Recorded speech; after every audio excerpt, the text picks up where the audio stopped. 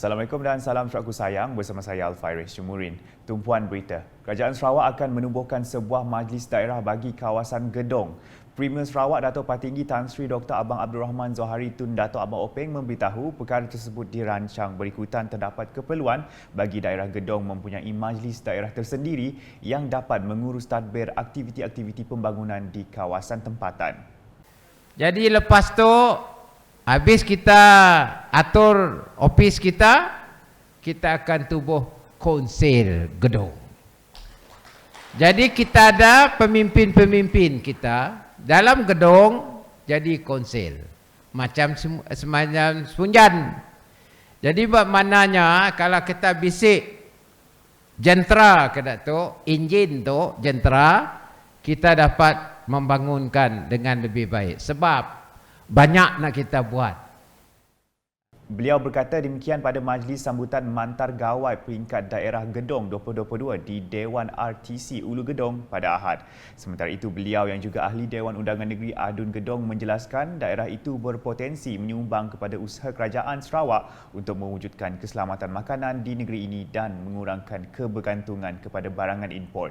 Katanya ini akan dilaksanakan melalui pembangunan rangkaian jalan raya yang akan menghubungkan Gedong ke Samarahan, kawasan lapangan terbang dan kawasan juga sejingkat di mana sebuah pelabuhan baru bakal didirikan. Jadi bermaknanya Gedong dekat dengan port, dengan airport, dua-dua. Jadi kalau kita bisik tanah, kita mansang majukan tanah, food security untuk makan. Sekarang ini kita import makan. Apabila kita import makan, apa yang berlaku hari itu ialah duit kita ringgit ada lemah sikit. Apabila duit kita lemah, kita beli barang daripada overseas dalam wang US dollar. Jadi barang kita import disebab dia naik, terus harga dia naik. Dalam pada itu, Premier Sarawak turut meluluskan peruntukan tambahan sebanyak RM400,000 melalui unit hal ehwal agama-agama lain Unifor masing-masing kepada dua buah gereja yang bakal dibina di kawasan Ulu Gedong. Jelasnya pada awalnya dana sebanyak RM500,000 masing-masing telah diperuntukkan untuk gereja Seventh Day Adventist Kampung Batu Pengasah dan gereja St. Mark Chapel Gayau. Namun beliau dimaklumkan bahawa peruntukan tambahan masih diperlukan akibat isu kenaikan harga bahan binaan. Jadi gawai bolehlah kita beri hari gawai tu kita tolong gereja ini, kerana tuan-tuan pun akan semayang, minta kesihatan baik, minta negeri aman, rakyat bersatu, tidak kira keturunan, tidak kira kepercayaan, kita bantu semua akan baik.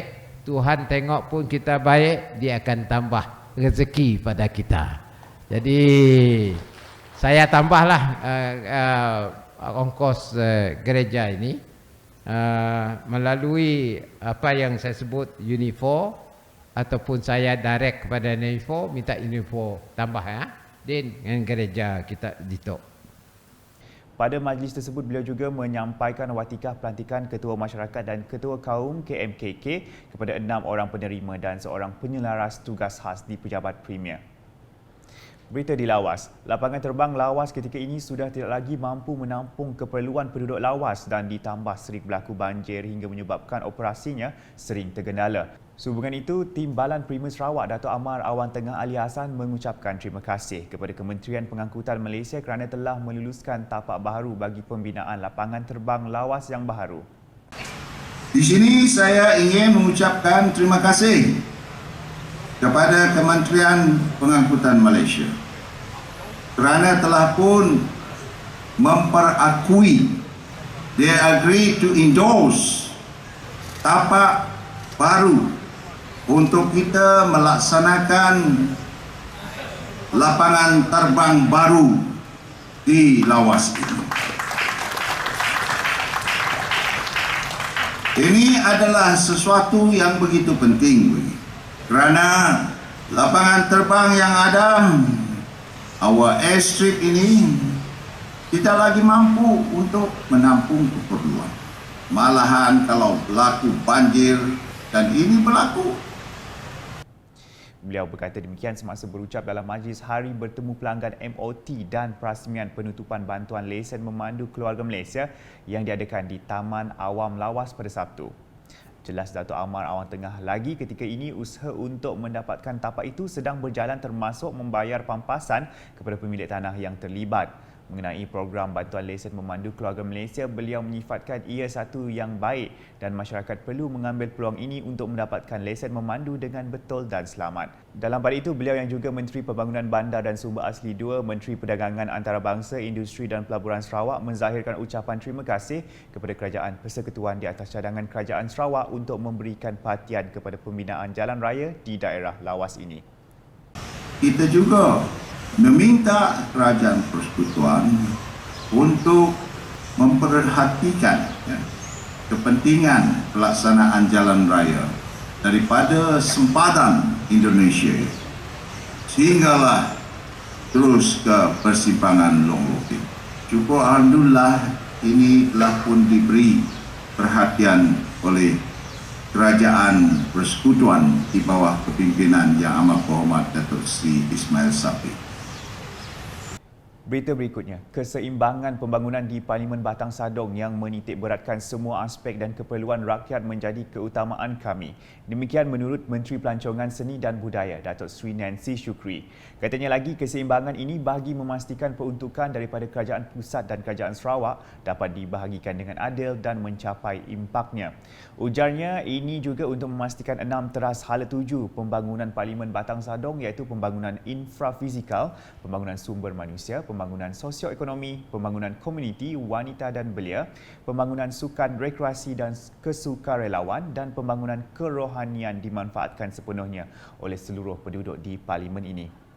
Beliau berkata demikian semasa berucap merasmikan Dewan Pasar Sadong Jaya dan Majlis Ramah Tamah Aidilfitri Dun Sadong Jaya dan Parlimen Batang Sadong di Dewan Pasar Sadong Jaya pada Sabtu.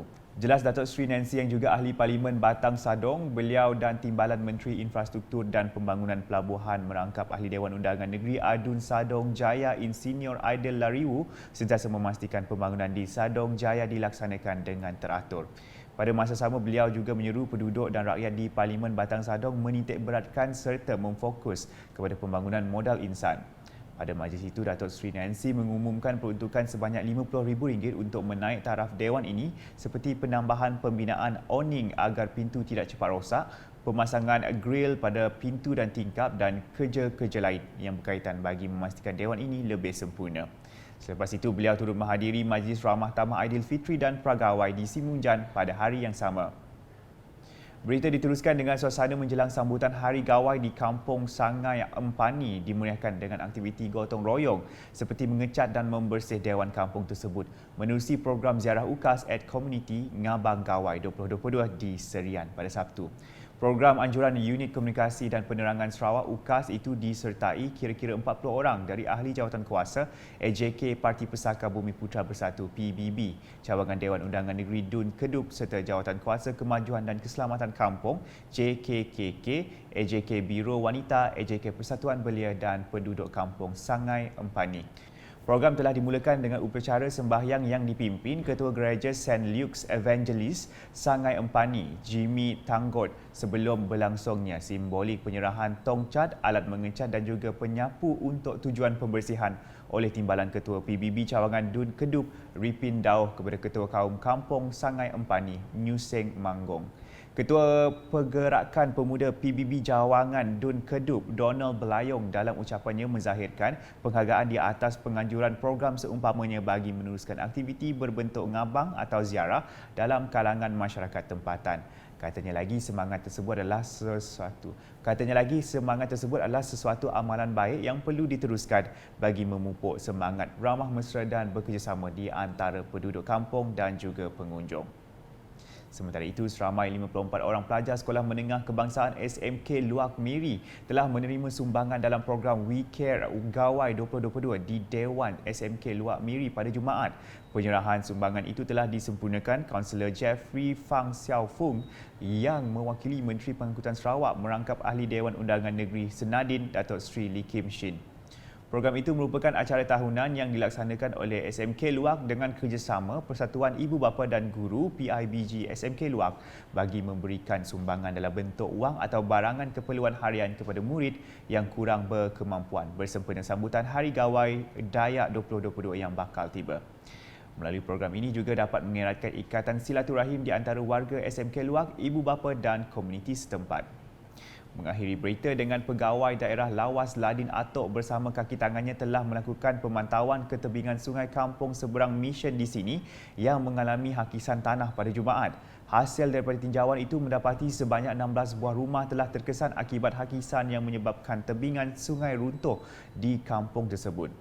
Daripada 16 buah rumah ini, 8 buah rumah terletak di 10 meter hingga 20 meter dari tebingan sungai dengan sebuah daripada rumah ini yang merupakan rumah pastor gereja BEM Kampung Seberang Mission.